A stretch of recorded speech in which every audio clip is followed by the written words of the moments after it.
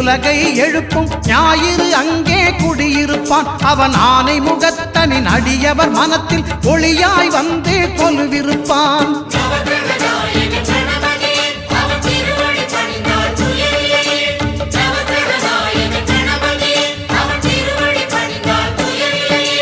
ஒன்பது கோளும் ஒன்றாய் காண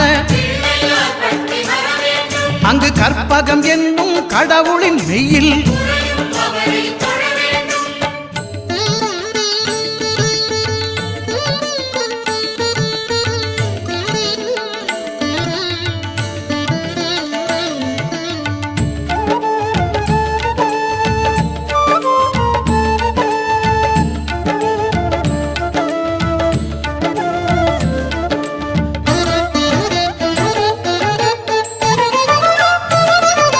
திங்கள் பகவான் திருமுகம் காண